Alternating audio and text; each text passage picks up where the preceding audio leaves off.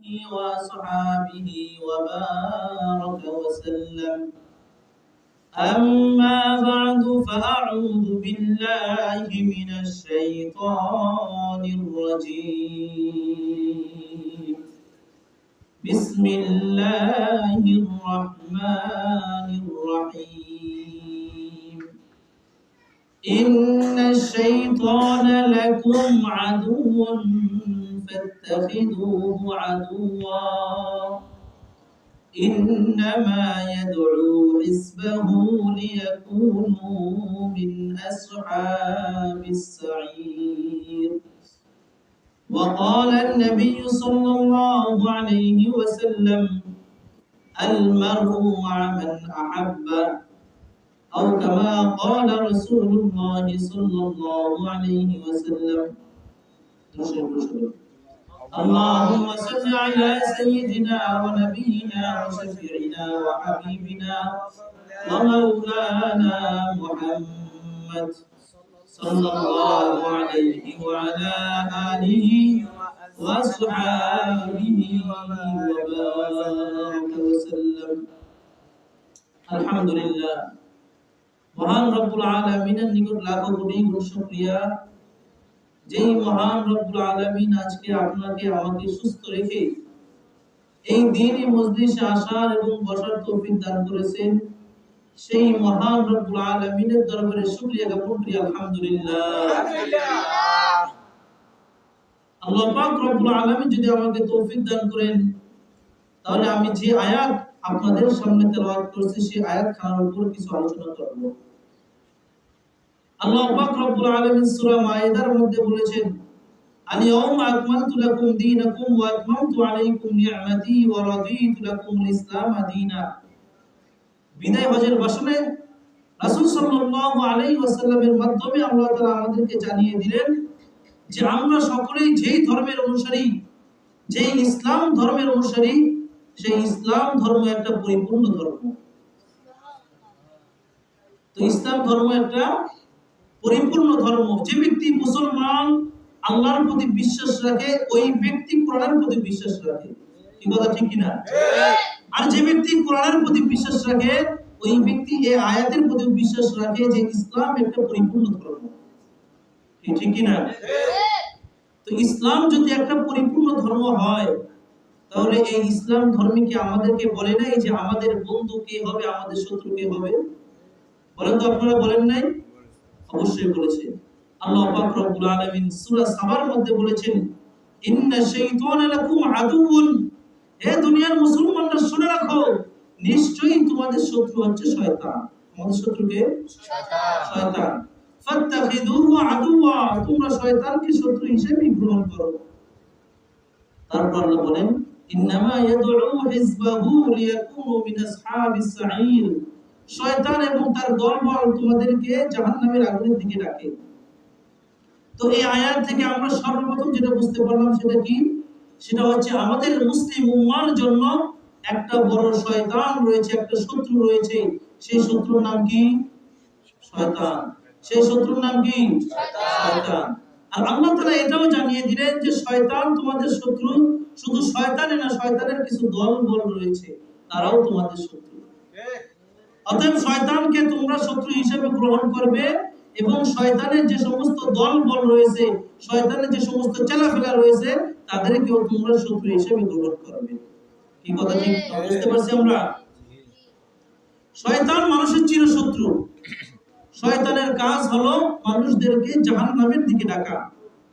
শয়তান এবং শয়তানের বাহিনী আমাদের শত্রু ছিল, আমাদের শত্রু আছে এবং কিয়ামত পর্যন্ত আমাদের শত্রু থাকবে। কি কথা ঠিক না বেঠিক? তো আমাদের বন্ধুকে আল্লাহ পাক রব্বুল আলামিন আরেক আয়াতের মধ্যে বলেন, ইন্নামা ওয়ালিয়ুকুমুল্লাহু ওয়া রাসূলুহু। নিশ্চয়ই মুমিনদের, মুসলমানদের বন্ধু হলেন আল্লাহ। কে? আল্লাহ। ওয়া রাসূলুহু, এবং তার রাসূল। ওয়াল্লাযীনা আমানু, এবং ওই সমস্ত ঈমানদারগণ, আল্লাযীনা ইউকিমুনাস সালাতা, যারা নামাজ কায়েম করে, ওয়া ইউতুনাজ যাকাতা, এবং যারা যাকাত প্রদান করে, তারা হচ্ছে মুসলমানদের বন্ধু। তাহলে ইসলাম ধর্ম আমাদের জন্য দিক নির্দেশনা দিয়ে দিলেন যে আমরা কার সাথে বন্ধুত্ব করব এবং আমরা কার সাথে শত্রুতা করব। সর্বপ্রথম কথা হলো আমাদের শত্রুকে শয়তান। বলেন তো আমাদের শত্রুকে শয়তান। শয়তান। আমরা সকলেই জানি শয়তান এক সময় আসমানের মধ্যে থাকতো, কি আমরা জানি কিনা? শয়তান আল্লাহ পাক রব্বুল আলামিনের এত পরিমাণ ইবাদত করছে যে ওই সময় একজন ফেরেশতা আল্লাহ তাআলার তত পরিমাণ ইবাদত করতে পারে নাই। সাত আসমানের মাঝে এমন কোন জায়গা অবশিষ্ট ছিল না যেই জায়গার মধ্যে শয়তান আল্লাহ তাআলাকে সিজদা করেনি। আমাদের যে ছোট মসজিদ, বলেন তো এমন কোন ব্যক্তি আছেন যে মসজিদের সব জায়গায় সিজদা করছেন, সব জায়গায় নামাজ পড়ছেন? এরকম কেউ আছে? কেউ নাই। আমরা নামাজ পড়ি কিন্তু মসজিদের সব জায়গায় যে আমরা নামাজ পড়ছি এরকম কোন ব্যক্তি খুঁজে পাওয়া যাবে না।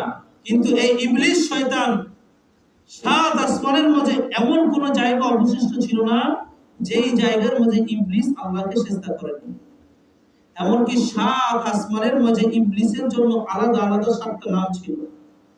তাহলে চিন্তা করেন ইবলিস আল্লাহ তাআলাকে কত পরিমাণ আল্লাহর ইবাদত করছে এবং আল্লাহকে কি পরিমাণ জানতো। তো ইবলিসকে যখন অভিশপ্ত করা হয়, যখন ইবলিস আসমান থেকে দুনিয়াতে চলে আসবেন, তখন আল্লাহ পাক রব্বুল আলামিনের কাছে ইবলিস আরজ করলেন, হে আল্লাহ, আপনি আমাকে কিয়ামত পর্যন্ত সময় দেন। কিয়ামত পর্যন্ত যদি আমাকে সময় দেওয়া হয় তাহলে আমি কি করব? ইবলিস বললেন, যদি আমাকে কিয়ামত পর্যন্ত সময় দেওয়া হয় আমি আপনার বান্দাদেরকে ধোঁকায় ফেলতে থাকব। তো আমাদের যে শত্রু ইবলিস, ইবলিস শয়তান কোন মিশন নিয়ে এসেছে? আমাদেরকে ধোঁকায় ফেলবে। কোন মিশন নিয়ে এসেছে? আমাদেরকে ধোঁকায় ফেলবে। সূরা আরাফের মধ্যে আল্লাহ পাক রব্বুল আলামিন আমাদেরকে বিস্তারিত জানিয়েছেন। আল্লাহ বলেন, ওয়ালাকাদ খালাকনাকুম, আমি ফেরেশতাদেরকে বললাম আমি তোমাদেরকে সৃষ্টি করেছি। সুম্মা সাওয়ারনাকুম, তারপর তোমাদেরকে আকৃতি দান করেছি। সুম্মা কুলনা লিল মালাইকাতি ইসজুদু লি আদম, তারপর আল্লাহ তাআলা ফেরেশতাদেরকে বললেন উসজুদু লি আদম, তোমরা আদমকে সিজদা করো। ফাসাজাদু ইল্লা ইবলিস, সমস্ত ফেরেশতা সিজদা করেছে ইল্লা ইবলিস, ইবলিস ব্যতীত। লাম ইয়াকুম মিনাস সাজিদিন, আল্লাহ জানিয়ে দিলেন ইবলিস সিজদাকারীদের অন্তর্ভুক্ত ছিল না। আল্লাহ পাক রব্বুল আলামিন ধারাবাহিকভাবে আমাদেরকে বললেন, আলা ইবলিস বলল, আল্লাহ ইবলিসকে বললেন, মা মানাআকা আন তাসজুদা ইয আমারতুক, হে ইবলিস, যখন আমি তোমাকে আদমকে সিজদা করার আদেশ দিলাম তখন কোন জিনিস তোমাকে সিজদা করা থেকে বাধা দিল? আর এক আয়াতের মধ্যে আল্লাহ বলেছেন, আলা মা মানাআকা আন তাসজুদা লিমা খলাকতু বিয়াদাইয়া, যে জিনিসকে আমি আমার হাত দ্বারা সৃষ্টি করলাম ওই বস্তুকে, ওই ব্যক্তিকে সিজদা করতে কোন জিনিস তোমাকে বাধা দিল? ইবলিস বলে, আলা আনা খায়রুম মিনহু, হে আল্লাহ, আমি তো তার থেকে উত্তম। নাউযুবিল্লাহ। কি বলছে? আনা খায়রুম মিনহু, আই মিন আদম, আমি আদম থেকে উত্তম। খলাকতানি মিন নারিন, আপনি আমাকে সৃষ্টি করেছেন আগুন থেকে। ওয়া খলাকতাহু মিন তিন, আর আপনি আদমকে সৃষ্টি করেছেন মাটি থেকে।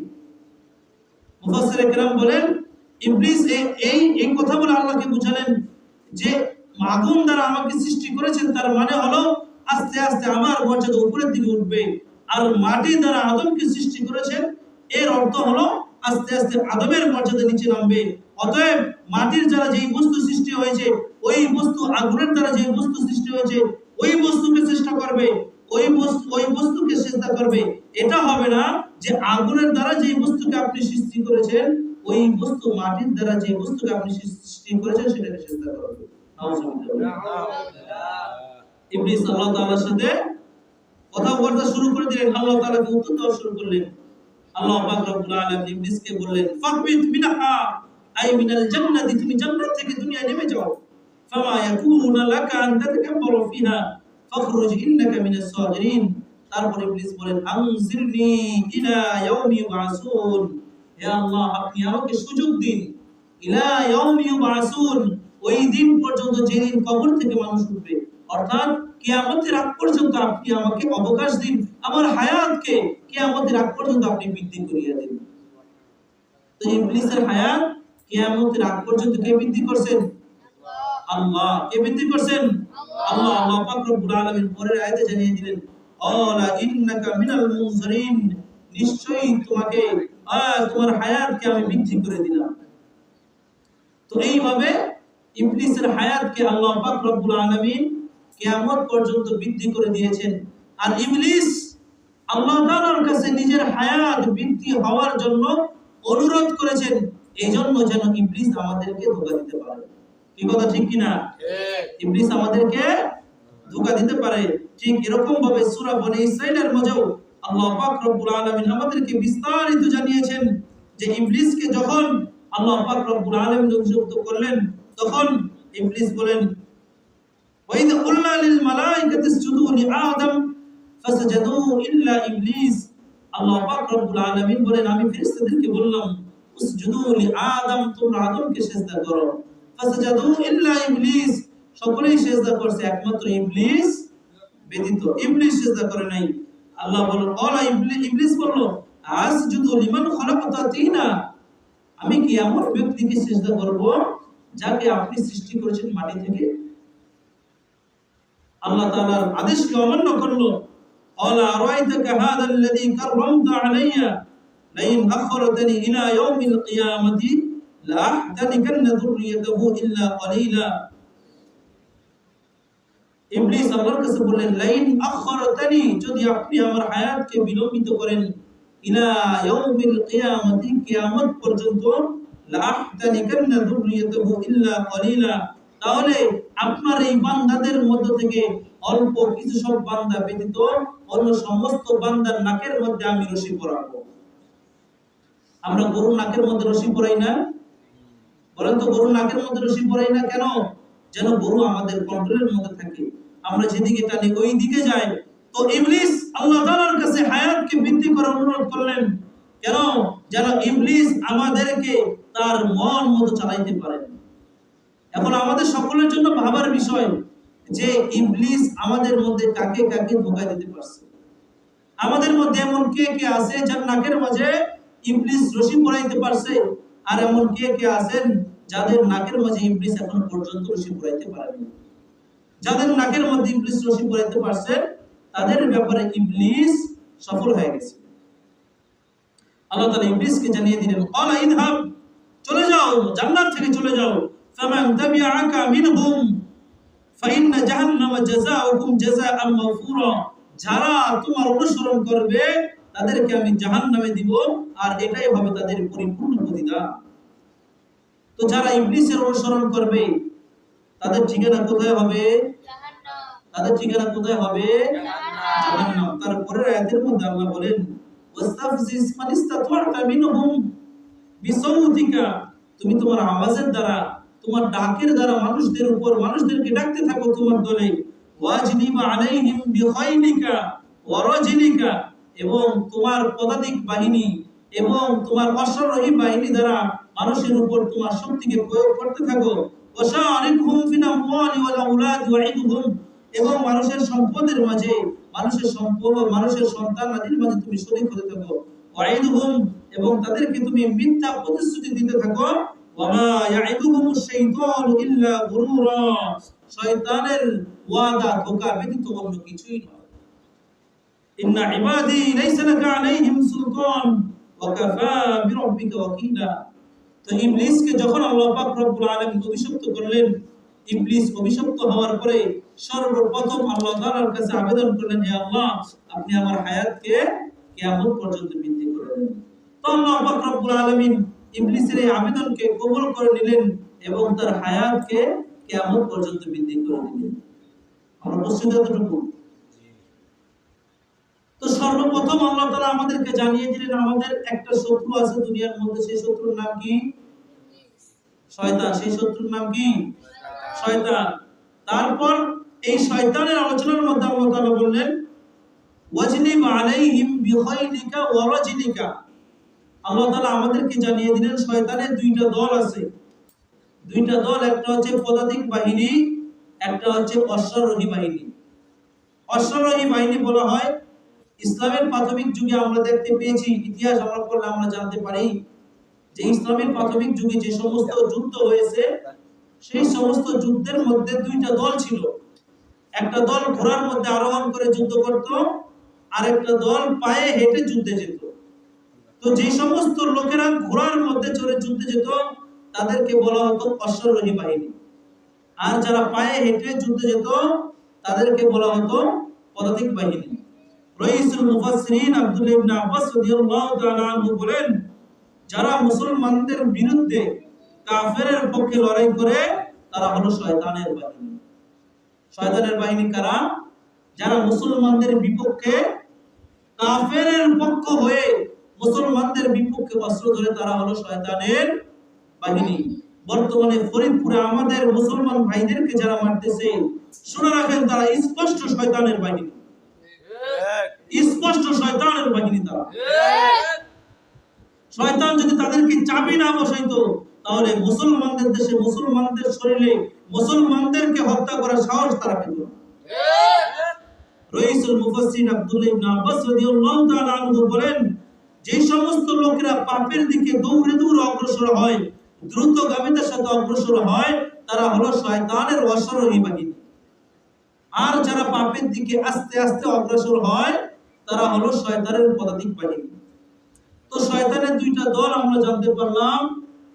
এক নম্বর শয়তানের বাহিনী হলো তারা যারা মুসলমানদের বিপক্ষে হাতে অস্ত্র নেয়, আর শয়তানের পদাতিক বাহিনী হলো তারা যারা গুনাহের দিকে আস্তে আস্তে অগ্রসর হয়।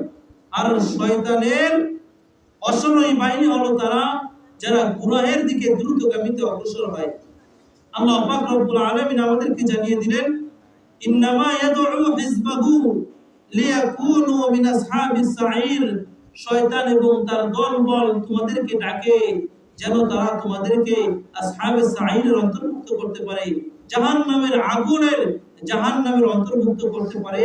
এজন্য শয়তান এবং শয়তানের বাহিনীরা তোমাদেরকে ডাকে। কি আমরা কথা বুঝতে পেরেছি? জি, আমরা কথা বুঝতে পেরেছি।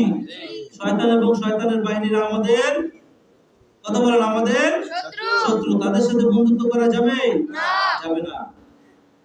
তো মুসলমানদের বন্ধু কারা? মুসলমানদের বন্ধু হলো ঈমানদাররা। কারা?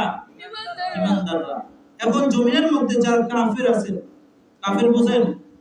কাফের কারা? যারা কুফরি করে, যারা আল্লাহকে অস্বীকার করে তাদেরকে কি বলা হয়? কাফের। আর মুশরিক কাদেরকে বলা হয়? যারা আল্লাহর সাথে শরীক করে তাদেরকে কি বলা হয়? মুশরিক। মুশরিক। যারা আল্লাহর সাথে শরীক করে তাদেরকে কি বলা হয়? মুশরিক। খ্রিস্টানরা আল্লাহকে মানে কি মানে না বলেন তো? আল্লাহকে মানে। খ্রিস্টানরা আল্লাহকে মানে, কিন্তু তারা আল্লাহর সাথে শরীক করে। তো যারা আল্লাহকে অস্বীকার করে অথবা আল্লাহকে শরীক করে তারা কাফের এবং মুশরিক। তারা কাফের এবং মুশরিক। আর কাফের এবং মুশরিকদের সাথে মুসলমানদের কোন সম্পর্ক আছে? কাফের এবং মুশরিকদের সাথে মুসলমানদের কোন সম্পর্ক আছে? নাই। কাফের এবং মুসলমানদের সাথে মুসলমানদের বন্ধুত্ব করা যাবে না। আল্লাহ পাক রব্বুল আলামিন আমাদেরকে জানিয়ে দিলেন, লা ইয়াত্তাখিদিল মুমিনুনাল কাফিরিনা আউলিয়া। কোন মুমিন যেন কাফেরকে বন্ধু হিসেবে গ্রহণ না করে। মিন দুনিল মুমিনিন, মুমিনদেরকে ব্যতীত কোন কাফেরকে কোন মুসলমান যেন বন্ধু হিসেবে গ্রহণ না করে। যদি বন্ধু হিসেবে গ্রহণ করে তাহলে কি হবে? আল্লাহ বলেন, ফালাইস মিন দুনিল মুমিনিন ওয়া মান ইয়াফআল যালিকা ফালাইসা মিনাল্লাহি মিন শাইইন। কোন ব্যক্তি যদি কাফেরকে অথবা মুশরিককে আল্লাহ তাআলা মুমিনদেরকে ব্যতীত তাদেরকে বন্ধু হিসেবে গ্রহণ করে তাহলে আল্লাহ জানিয়ে দিলেন তাদের সাথে আমার কোনো সম্পর্ক নাই। তাহলে আমাদের সম্পর্ক কার সাথে রাখতে হবে? আল্লাহর সাথে নাকি কাফের মুশরিকদের সাথে? আল্লাহর সাথে। বলেন, কার সাথে? আল্লাহর সাথে নাকি কাফের মুশরিকদের সাথে? আল্লাহর সাথে। হ্যাঁ, তবে অমুসলিম যারা আছেন, হিন্দু খ্রিস্টান বৌদ্ধ যারা আছেন, বিধর্মী যারা আছেন, যতক্ষণ পর্যন্ত তারা মুসলমানদের সাথে যুদ্ধে লিপ্ত না হবে তাদের সাথে আমরা ভালো আচরণ করব, তাদের সাথে আমরা কথা বলবো। আমরা চেষ্টা করব আমাদের কোন আচরণের দ্বারা যেন আমাদের প্রতিবেশী হিন্দু, আমাদের প্রতিবেশী খ্রিস্টান, আমাদের প্রতিবেশী বৌদ্ধ, তাদের যেন কোনো কষ্ট না হয়, তাদের যেন কোনো ক্ষতি না হয়। কিন্তু তাদের সাথে বন্ধুত্ব করা যাবে না। কার বিধান? কথা বলেন, কার বিধান? আল্লাহর বিধান। হ্যাঁ, তবে আরো একটা বিষয় আল্লাহ তাআলা জানিয়ে দিলেন যে আমাদের পাশের রাষ্ট্র ইন্ডিয়া, যেখানে মুসলমানদেরকে হত্যা করা হয়, কি করা হয় কিনা, যেখানে মুসলমানদেরকে হত্যা করা হয়, যেখানে মুসলমানদের ঐতিহ্য বাবরি মসজিদ ভেঙে মন্দির বানানো হয়েছে, ওই ইন্ডিয়ার মুসলমানরা যদি হিন্দুদের সাথে ভালো আচরণ না করে, তাহলে তাদের উপর হিন্দুরা জুলুম অত্যাচার করবে না? কি জুলুম অত্যাচার করবে না? তো যদি এরকম পরিস্থিতি হয়, তো আল্লাহ পাক রব্বুল আলামিন জানিয়ে দেন, ইল্লা আন তাত্তাকু মিনহুম তুকা, তবে যদি তোমাদের জানের ভয় থাকে, তাদের সাথে তোমরা বন্ধুত্বমূলক আচরণ করো। তবে এই বন্ধুত্বমূলক আচরণ শুধু উপরে উপরে থাকবে, অন্তরে অন্তরে থাকবে না।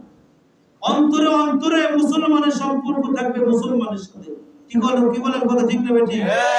অন্তরে অন্তরে মুসলমানের সম্পর্ক কার সাথে থাকবে? মুসলমানের সাথে। অন্তরে দিয়ে কোন খ্রিস্টানকে, কোন বৌদ্ধকে, কোন কাফেরকে মহব্বত করা যাবে না। কোন কাফেরকে মহব্বত করা যাবে না। এখন আমরা দেখতে পাই যে আমাদের মাঝে অনেক মানুষ আছেন যারা সরকারি চাকরি করেন, যাদের উপরে যে অফিসাররা আছেন তারা হিন্দু। কি এরকম হয় না? তো আমরা দেখি প্রায় সময় আমাদের উপরে যে অফিসার, উপরে যে স্যার আছেন তার কাছে যেতে হয়। তো এরকম পরিস্থিতিতে ইসলাম ধর্ম আমাদেরকে শিক্ষা দিয়েছে যে এই পরিস্থিতিতে আমরা যখন কোনো বিধর্মীর সাথে দেখা করব, তখন তাদেরকে সালাম দেওয়া যাবে না। কথা বুঝতে পেরেছেন? সালাম মানে কি? সালাম মানে দোয়া। আসসালামু আলাইকুম ওয়া রাহমাতুল্লাহি ওয়া বারাকাতুহু, আপনার উপর শান্তি বর্ষিত হোক। তো এই শান্তি বর্ষিত হওয়ার দোয়া মুসলমানের জন্য করতে পারবে, মুসলমান কাফেরের জন্য করতে পারবে না। বুঝতে পেরেছেন তো আমার কথা? তো হিন্দুদের সাথে আমরা কি করব? তাদেরকে আমরা বলবো গুড মর্নিং, শুভ সকাল, শুভ সন্ধ্যা, গুড ইভিনিং, এরকম বিভিন্ন শব্দ দ্বারা আমরা তাদের সাথে কথাবার্তা বলবো। কিন্তু বিধর্মীদেরকে সালাম দেওয়া যাবে না, সালাম দেওয়া যাবে না। বিধর্মীদেরকে সালাম দেওয়া কোনোভাবেই জায়েজ নেই, তাদেরকে সালাম দেওয়া যাবে না। কারণ সালাম মানে হচ্ছে দোয়া, আর দোয়া করবে একজন মুসলমান আরেকজন মুসলমানের জন্য।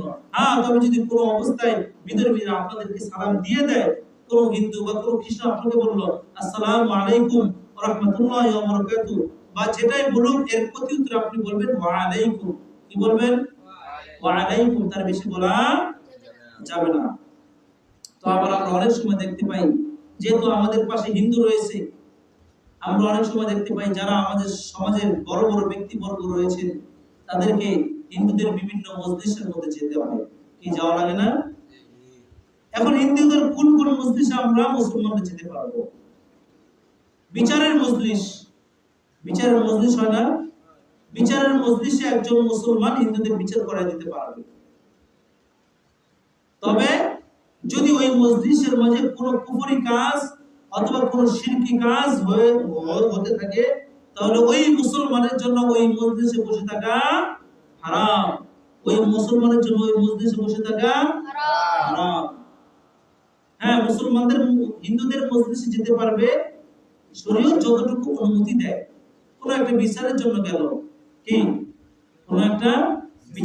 গেল, একটা হিন্দু আপনাকে একটা পাঞ্জাবি হাদিয়া দিল, আপনি এটা গ্রহণ করতে পারবেন? ঠিক আছে, আপনি এটা গ্রহণ করতে পারবেন। অনেক সময় আমরা দেখি, যেমন আমাদের দেশে অধিকাংশ মিষ্টির দোকানদার হিন্দু। কি এরকম হয় না? তো এরকম পরিস্থিতিতে আমরা কি করব? ইসলামী শরীয়ত আমাদের জন্য বিধান দিয়েছেন, সর্বপ্রথম আমরা দেখব যে ওই বাজারের মধ্যে কোনো মুসলমানের দোকান আছে কি নাই। যদি কোনো মুসলমানের দোকান থাকার পরেও কোনো মুসলমান হিন্দু দোকান থেকে মিষ্টি কিনে অথবা হিন্দু দোকান থেকে কোনো দ্রব্য কিনে, কোনো জিনিস কিনে, ঔষধ কিনে, তাহলে ফুকায়ে কেরাম বলেন এটা মাকরুহ হবে। এরকম কাজ মুসলমানদের জন্য করা উচিত নয়।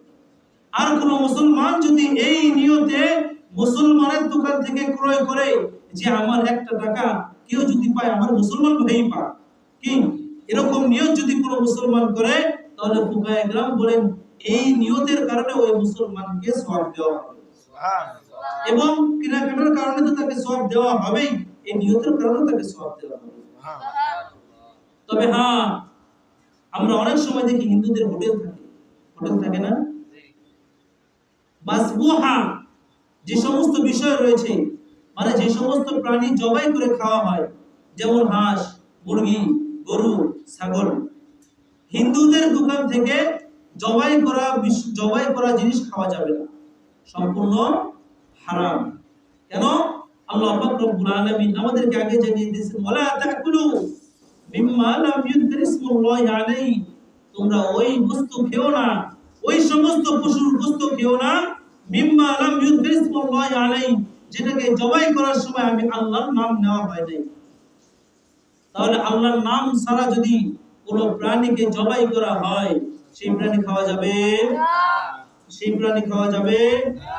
এখন আমাকে বলেন, বিধর্মীরা কি আল্লাহকে মানে? না। বিধর্মীরা কি মুরগি জবাই করার সময় আল্লাহর নাম নেয়? না। আল্লাহর নাম নেয়? না। গরু জবাই করার সময় আল্লাহর নাম নেয়? না। ছাগল জবাই করার সময় আল্লাহর নাম নেয়? না।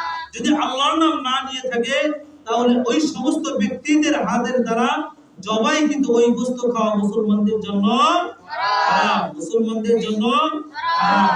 মুসলমান হয়ে কখনো ওই বস্তু খেতে পারে না। বর্তমানে আমাদের সমাজে একটা ফিতনা সৃষ্টি হয়েছে। এক গ্রুপ সুবিধাবাদী লোক একটা কুফরি বাক্য নিয়ে আমাদের সামনে এসেছে। তারা বলে যে ধর্ম ঝঞ্ঝার উৎসব সভা। কি কথা বলে কিনা? কি কথা বলে কিনা? বলেন তো, বাংলাদেশের একটা উৎসব কি পাকিস্তানের লোকেরা মানতে আসবে? বলেন, মানতে আসবে? বাংলাদেশের বিজয় দিবসে পাকিস্তানের উৎসব পালন করবে? কেন? রাষ্ট্রের ভিন্নতা। আরে রাষ্ট্রের যদি ভিন্নতা থাকতে পারে, ধর্মের কি ভিন্নতা নাই? বলেন, ধর্মের ভিন্নতা নাই? জামাত ইসলাম যদি উৎসব পালন করে, ওই দিন কি হাত পা ধরা উৎসব পালন করে? ওই দিন কি আওয়ামী লীগ উৎসব পালন করে? বিএনপি যদি উৎসব পালন করে, আওয়ামী লীগ ওই দিন উৎসব পালন করে? কেন পালন করে না? তাদের দলের নিয়ম আলাদা, তাদের দলের নিয়ম আলাদা। আওয়ামী লীগের দলের নিয়ম আলাদা, বিএনপির দলের নিয়ম আলাদা। আরে মুসলমানদের ধর্মের নিয়ম তো আলাদা। মুসলমানের সন্তান হয়ে কিভাবে এই স্লোগান দিতে পারে যে ধর্ম ঝঞ্ঝা উৎসব সভা? আজকে পর্যন্ত আপনারা কেউ কি দেখেছেন হিন্দুদের একটা সন্তান শবে বরাতের রাতে মসজিদে আসছে নামাজ পড়ার জন্য? শবে কদরের রাতে মসজিদে আসছে নামাজ পড়ার জন্য? কথা বলেন, দেখছেন কেউ? কোন হিন্দুর একটা সন্তানকে দেখছেন রমজান মাসে রোজা রাখার জন্য, ঈদের নামাজ পড়ার জন্য, কুরবানির দিন কুরবানি করার জন্য? কিন্তু মুসলমানের সন্তান হয়ে কিভাবে মূর্তি পূজায় যায়? মুসলমানের সন্তান হয়ে কিভাবে দুর্গা পূজায় যায়? মুসলমানের সন্তান হয়ে কিভাবে কালী পূজায় যায়? যেখানে স্পষ্ট শিরক হচ্ছে, যেখানে আল্লাহর সাথে শরীক করা হইতেছে, একজন মুসলমানের সন্তান হয়ে কিভাবে ওই মজলিসের মধ্যে যায়? সম্পূর্ণ হারাম, হারাম, হারাম। মুসলমানদের জন্য মূর্তি পূজা যাওয়া সম্পূর্ণ হারাম। যারা বলে যে ধর্ম যার যার, উৎসব সবার, তাদের কাছে আমার প্রশ্ন হলো, হিন্দু সন্তানেরা কেন ঈদের নামাজ পড়ে না? ওই সময় তোমাদের এই স্লোগান কোথায় থাকে? একটা কুফরি স্লোগান। মুসলমান হয়ে কখনো এই স্লোগান মানুষ দিতে পারে না। মুসলমান হয়ে কখনো এই স্লোগান মানুষ দিতে পারে না। মুসলমানরা সাবধান থাকতে হবে, কখনো আমাদের যারা যেন এমন কোনো কাজ না হয়ে যায় যে আমরা কুফরি কাজের মধ্যে শরীক হয়ে যাই, আমরা শিরকি কাজের মধ্যে শরীক হয়ে যাই। যদি আমাদের দ্বারা এরকম কাজ হয়, এর কি গ্যারান্টি রয়েছে যে যেখানে মূর্তি পূজা হইতেছে ওখানে আল্লাহর গজব পড়বে না? কোনো গ্যারান্টি আছে? কথা বলেন, কোনো গ্যারান্টি আছে? কোনো গ্যারান্টি নেই। তো এরকম মজলিসের মধ্যে মুসলমানদের জন্য যাওয়া হারাম। বলেন, মুসলমানদের জন্য যাওয়া হারাম। তো মুসলমানদের জন্য ইসলামী শরীয়ত যেই বিধান দিয়েছেন, ওই বিধান অনুযায়ী আমাদেরকে চলতে হবে। এখানে দুটি বিষয় ভালোভাবে বুঝেন। একটা হচ্ছে মুআলাত। একটা কি? মুআলাত। মুআলাত শব্দের অর্থ হচ্ছে অন্তরের সম্পর্ক। একজন মুসলমানের সাথে আরেকজনের মুসলমানের সম্পর্ক থাকবে মুআলাতের সম্পর্ক, মানে মুসলমানের সাথে সম্পর্ক থাকবে অন্তরের সম্পর্ক। আরেকটা হচ্ছে মুআসাত। আরেকটা কি বলেন? মুআসাত। একজন মুসলমানের সাথে বিধর্মীদের সাথে সম্পর্ক থাকবে স্বাভাবিক সম্পর্ক, যে একজনকে দেখলাম কেমন আছেন শেষ, ঠিক আছে কথা, একজনকে দেখলাম কেমন আছেন শেষ। কিন্তু একজন বিধর্মীর সাথে মুসলমানের আন্তরিক সম্পর্ক থাকতে পারে না। যদি কোনো মুসলমান ইহুদিদের সাথে, খ্রিস্টানদের সাথে, বিধর্মীদের সাথে, কাফেরদের সাথে, মুশরিকদের সাথে অন্তরের দ্বারা সম্পর্ক রাখে, আল্লাহ পাক রব্বুল আলামিন বললেন তার সাথে আমার কোনো সম্পর্ক নাই। এখন মনে করেন, এখন বুঝেন যে আল্লাহর সাথে সম্পর্ক রাখবেন নাকি বিধর্মীদের সাথে সম্পর্ক রাখবেন? কার সাথে সম্পর্ক রাখবেন? আল্লাহর সাথে সম্পর্ক রাখবেন।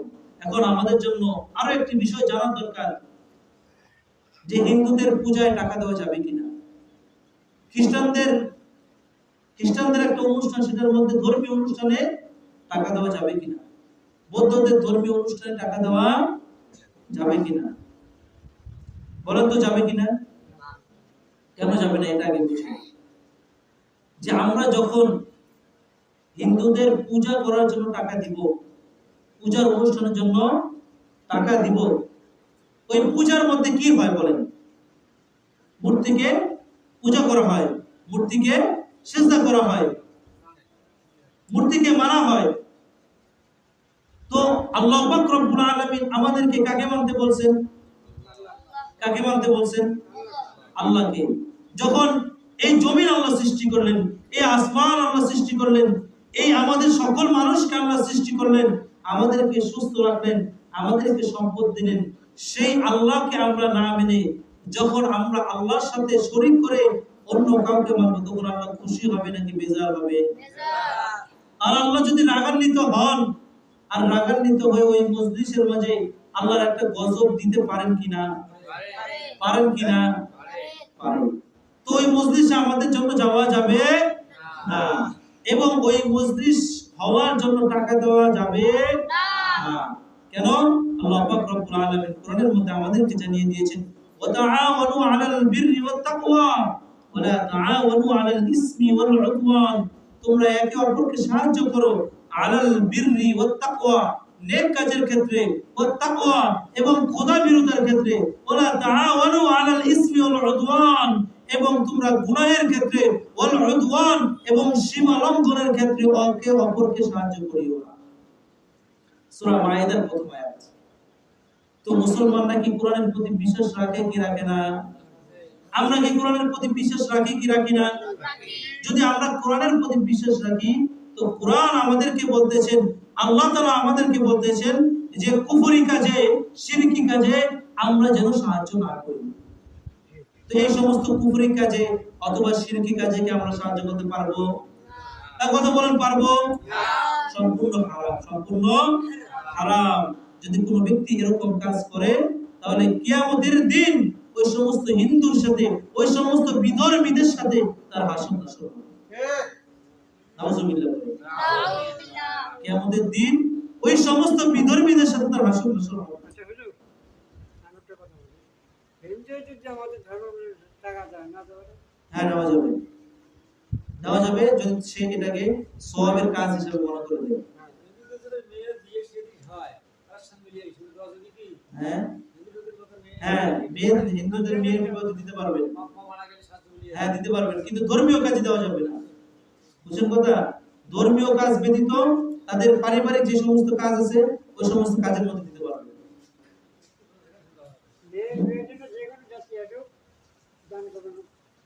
মুসলমানদের জন্য মুসলমানদের বন্ধুকে আল্লাহ, তারপর রাসূলুহু, তারপর কে? তার রাসূল। ওয়াল্লাযীনা আমানু, তারপর ওই সমস্ত ঈমানদার, আল্লাযীনা ইউকিমুনাস সালাহ, যারা নামাজ কায়েম করে, ওয়া ইউতুনাজ যাকাতা, এবং যারা যাকাত প্রদান করে, তারা হচ্ছে মুসলমানের বন্ধু। কি বুঝতে পেরেছেন? মুসলমানদের শত্রু কারা এবং মুসলমানদের বন্ধু কারা? মুসলমানদের এক নম্বর শত্রু কে? শয়তান। এক নম্বর শত্রু কে? শয়তান। এবং যারা শয়তানের অনুসরণ করে তারা মুসলমানদের শত্রু। কেন তারা শত্রু?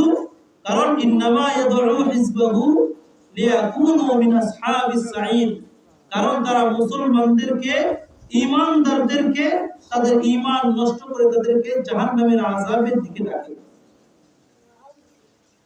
মুসলমানরা বিধর্মীদের সাথে সম্পর্ক রাখতে পারবে না, বিধর্মীদের সাথে আন্তরিক বন্ধুত্ব করতে পারবে না।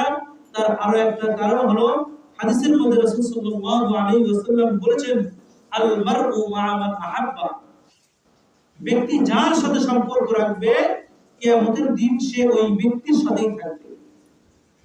এখন আমরা দেখতে পাই আমাদের যুব সমাজের মাঝে একটা ফিতনা আসছে, তাদের চুল এক এক দিন এক এক মানুষের মতো হয়। কোন কোন মানুষ, কোন কোন মুসলমানের সন্তান চুল রাখে ইহুদিদের মতো, কি রাখে না? কোন কোন মুসলমানের সন্তান চুল কাটে খেলোয়াড়দের মতো, কি রাখে না? এরকম ভাবে কাটে না? তো এই সমস্ত লোকদের জন্য রাসূল বলেন মান তাশাব্বাহা বিকওমিন ফাহুয়া মিনহুম, যে ব্যক্তি কোন জাতির সাথে তাসবিহ রাখবে, কোন জাতির সাদৃশ্যতা অবলম্বন করবে, ফাহুয়া মিনহুম, সেও কিয়ামতের দিন তাদের দলের অন্তর্ভুক্ত হবে। এখন যে ব্যক্তি পোশাক পরবে রাসূলের মতো, যে ব্যক্তি পোশাক পরবে সাহাবায়ে কেরামের মতো, ওই ব্যক্তির হাসর নাসর হবে রাসূলের সাথে, সাহাবায়ে কেরামের সাথে। কি কথা ঠিক কি না? আর যে ব্যক্তি চুল কাটবে ইহুদিদের মতো, তার হাসর নাসর হবে ইহুদিদের সাথে, তার হাসর নাসর হবে ইহুদিদের সাথে। হাদিসের মধ্যে রাসূল বলেন আল মারউ মা মান আহাব্বা, যার সঙ্গে যার বন্ধুত্ব, যার সাথে যার ভালোবাসা, সে তার সাথেই থাকবে, অর্থাৎ তার সাথেই তার হাসর হবে। দুনিয়াতেও মুসলমানরা একসাথে থাকে, কিয়ামতের দিন মুসলমানরা একসাথে হয়ে জান্নাতে যাবে। সুবহানাল্লাহ। দুনিয়াতে কাফেররা একসাথে থাকে, কিয়ামতের দিন কাফেররা একসাথে হয়ে জাহান্নামে যাবে। আল্লাহ পাক রব্বুল আলামিন কোরআনের মধ্যে জানিয়ে দিলেন ইয়াজআলুল খাবিসা বা'দাহু আলা বা'দিন ফায়ারকুমুহু জামিআন ফায়াজআলুহু ফি জাহান্নাম। এই আয়াতে আল্লাহ পাক রব্বুল আলামিন কাফেরদেরকে কিভাবে জাহান্নামে ফেলা হবে সে প্রসঙ্গে আমাদেরকে জানিয়ে দিলেন। আল্লাহ বললেন একটার উপর আরেকটাকে স্থাপন করা হবে, যেরকম লাকড়ির একটার উপর আরেকটাকে রেখে গাঁথ রাখা হয়।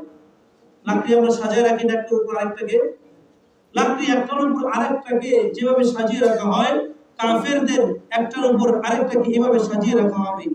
তারপর তাদেরকে দোজখে নিক্ষেপ করা হবে। বোঝানো হবে যে দুনিয়ার মধ্যে তারা, বোঝানো হয়েছে দুনিয়ার মধ্যে তারা সকলেই যেভাবে থাকে, কিয়ামতের দিন কাফেরদেরকে, বেঈমানদেরকে আল্লাহ পাক রব্বুল আলামিন এইভাবে একসাথে জাহান্নামের মধ্যে নিক্ষেপ করবে।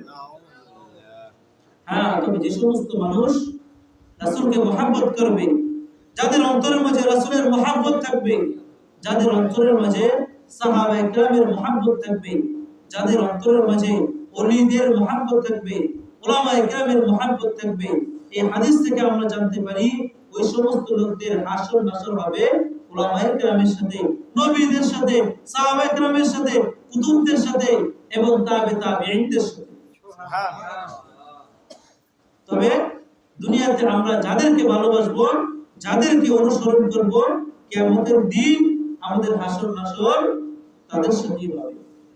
তবে আমি পূর্বে বলেছি যারা বিধর্মী আছে তাদেরকে আমরা আমাদের দ্বারা কষ্ট দিব না, যতক্ষণ না পর্যন্ত তারা আমাদের ধর্মীয় কোনো কাজে আঘাত না দেয়। এখন যদি কাফেররা এসে আমাদের মসজিদ ভেঙে দেয়, তখন কি আমরা চুপ করে বসে থাকবো? যতক্ষণ পর্যন্ত তারা আমাদের ধর্মীয় কোনো কাজে বাধা না দেবে, ততক্ষণ পর্যন্ত আমরাও তাদেরকে কোনো কিছু করা দেব না। যদি এখন কাফেররা আমাদের মুসলমানদের অন্যায়ভাবে মারা শুরু করে, তখন প্রতিটা মুসলমানের জন্য ফরজ কাফেরদেরকে দমন করা, প্রতিটা মুসলমানের জন্য ফরজ।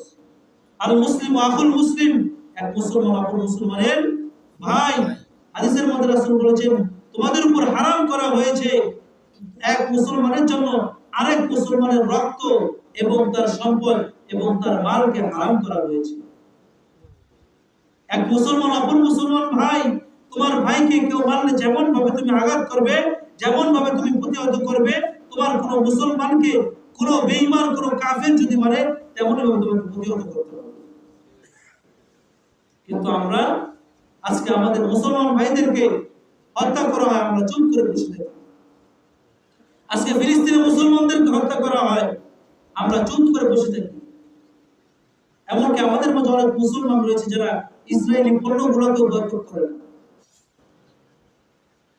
যারা ইহুদিদের সাথে খ্রিস্টানদের সাথে সম্পর্ক বজায় রাখে।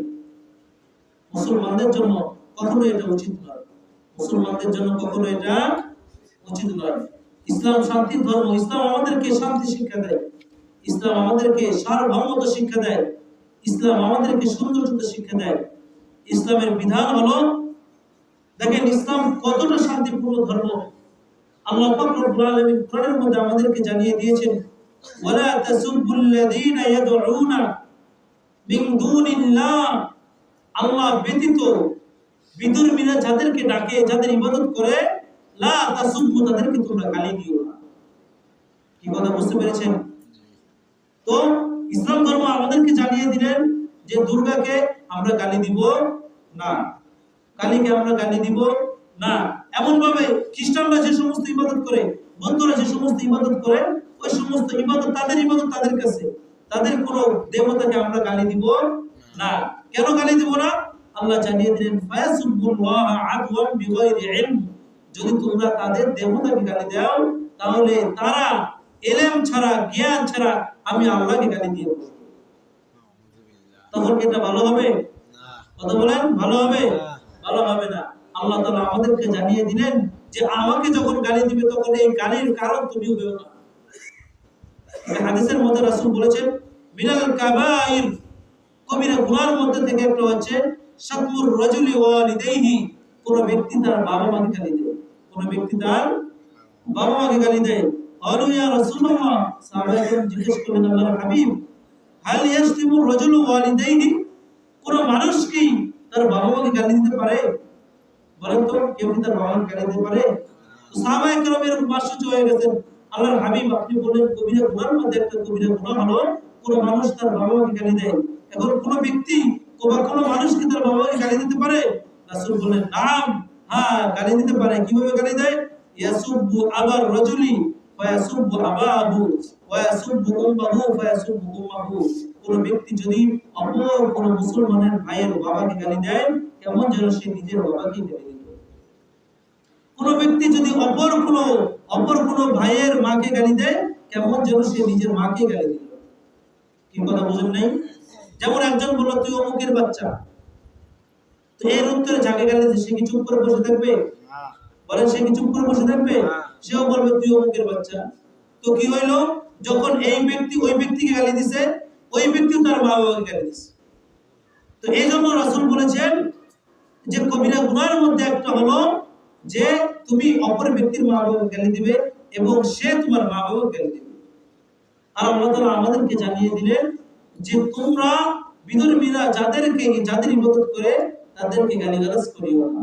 গালিগালাজ করলে কি হবে? যখন তোমরা তাদের দেব দেবীদেরকে গালিগালাজ করবে, তারাও তোমাদের রবকে গালি দিবে। কি? তারাও তোমাদের রবকে গালি দিবে।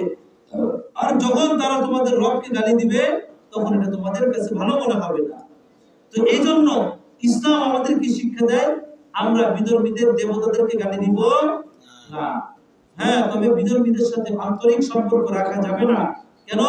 রাসূল আমাদেরকে জানালেন, যখন আমরা যাদের সাথে মিশতে থাকি, একটা সময় এমন হয়ে যায় সে যে কাজগুলো করে আমার কাছে ভালো লাগতে শুরু করে। এরকম হয় না? ভালো লাগতে শুরু করে। ভালো লাগতে লাগতে এমন হতে পারে যে সে যে দেব দেবী পূজা করে, সে যে আল্লাহর সাথে শরীক করে, সে যে আল্লাহর সাথে কুফরি করে, আল্লাহকে অস্বীকার করে, রাসূলকে অস্বীকার করে, কিয়ামত দিবসকে অস্বীকার করে, আমার ভিতরেও ওই সমস্ত গুনাহগুলো, ওই সমস্ত দোষ এসে যাবে। আমি আল্লাহকে অস্বীকার করতে থাকবো, নাউযুবিল্লাহ বলেন। আমি রাসূলকে অস্বীকার করতে থাকবো, নাউযুবিল্লাহ বলেন। আমি কিয়ামত দিবসকে অস্বীকার করতে থাকবো। এরকম গুনাহগুলো, এরকম দোষগুলো যেন আমাদের অন্তরের মধ্যে আসতে না পারে, এজন্যই রাসূল আমাদেরকে বলেছেন যে বিধর্মীদের সাথে ভালো সম্পর্ক রাখবে, তবে তাদের সাথে আন্তরিক সম্পর্ক রাখা যাবে না। তবে মুসলমানরা দুনিয়ার মধ্যে কাদের সাথে বন্ধুত্ব রাখবে? আল্লাহ পাক রব্বুল আলামিন জানিয়ে দিলেন, ইন্নামা ওয়ালিয়ুকুমুল্লাহ, নিশ্চয়ই মুসলমানদের বন্ধু হবে আল্লাহ। সর্বপ্রথম কাকে বন্ধু বানাবো? কাকে? আল্লাহ। কাকে রাজি খুশি করব? আল্লাহকে। আল্লাহকে রাজি খুশি করার জন্য নামাজ পড়ব, আল্লাহকে রাজি খুশি করার জন্য রোজা রাখবো, আল্লাহকে রাজি খুশি করার জন্য নফল নামাজ পড়ব। কোন মানুষদেরকে দেখানোর জন্য নফল নামাজ পড়া যাবে না। কোন মানুষদেরকে দেখার জন্য রোজা রাখা যাবে না। একমাত্র আল্লাহকে রাজি খুশি করার জন্য আমরা ইবাদত করব। রাসূলুহু, তারপর তার রাসূল যেই পদ্ধতিতে যে ইবাদতগুলো আমাদেরকে দিয়েছেন, ওইভাবে ওই পদ্ধতিতে আমরা ইবাদতগুলোকে করব। কি পারবো কি পারবো না? ওয়াল্লাযিনা আমানু, আল্লাহ জানিয়ে দিলেন তারপরে মুমিনরা। তারপর কারা? মুমিনরা। মুমিনদের মাঝে আল্লাহ পার্থক্য করলেন, ভাগ করলেন, আল্লাযীনা আমানু আল্লাযীনা ইউকিমুনাস সালাহ। মুমিনদের মাঝে সর্বপ্রথম তোমরা ওই সমস্ত লোকদেরকে বন্ধু বানাবে, ওই সমস্ত লোকদেরকে বন্ধুত্ব করবে যারা নামাজ কায়েম করে। কি? যারা নামাজ কায়েম করে। ওই ইউতুনাস যাকাতা, এবং যারা যাকাত প্রদান করে। তো মুসলমানরা মুসলমানদের সাথে আন্তরিকভাবে বন্ধুত্ব করবে। কি কথা ঠিক কি না? মুসলমানরা মুসলমানদের সাথে আন্তরিকভাবে বন্ধুত্ব করবে, এবং মুসলমানের প্রতিটি কাজ একমাত্র কার জন্য হতে হবে? একমাত্র কার জন্য হতে হবে? আল্লাহর। কবিরা বলে গিয়েছেন, সুহবতে সালেহ তুরা সালেহ তুরা। সৎ ব্যক্তির সোহবতে যে ব্যক্তি থাকে ওই ব্যক্তি সৎ হয়, আর অসৎ ব্যক্তির সোহবতে যারা থাকে ওই ব্যক্তিরা অসৎ হয়। কি বলে না? সৎ সঙ্গে সর্ববাস, অসৎ সঙ্গে সর্বনাশ। ভালো মানুষদের সাথে যদি থাকে তাহলে আপনার ভিতরেও ভালো গুণ আসবে। আতর বিক্রি করে না কিছু মানুষ, তাদের সাথে যদি আপনি থাকেন আপনার শরীর থেকে কি আতর ঘ্রাণ আসবে না? কথা বলেন। যারা আতর বিক্রি করে তাদের সাথে যদি আমরা থাকি, তাদের অন্তর থেকে তাদের কারণে আমাদের শরীর থেকে আতরের ঘ্রাণ আসবে না? অবশ্যই আসবে। এখন যদি আমরা নেশাখোরদের সাথে থাকি তাহলে আমাদের শরীর থেকেও নেশার গন্ধ আসবে। ঠিক তেমনি ভাবে আমরা যদি আল্লাহর ওলিদের সাথে থাকি, আমরা যদি সৎ ব্যক্তিদের সাথে থাকি, যারা আল্লাহকে ভয় করে, মুত্তাকিদের সাথে থাকি, তাহলে আমাদের মধ্যে ওই সমস্ত গুণাগুণ আসবে যে সমস্ত গুণাগুণ তাদের মধ্যে আছে। কিন্তু আমরা যদি বেঈমানদের সাথে থাকি, কাফেরদের সাথে থাকি, মুশরিকদের সাথে থাকি, তাহলে তাদের যে সমস্ত বিশ্বাস রয়েছে, তাদের যে সমস্ত আমল রয়েছে, তাদের যে সমস্ত কাজ রয়েছে, ওই সমস্ত আমলের, ওই সমস্ত কাজের প্রভাবও আমাদের ভিতরে আসবে। কি আসবে? কি আসবে না? আল্লাহ পাক রব্বুল আলামিন আমাদেরকে বুঝার এবং আমল করার তৌফিক দান করুন। ওয়া আখিরু দাওয়ানা আলহামদুলিল্লাহি রাব্বিল আলামিন।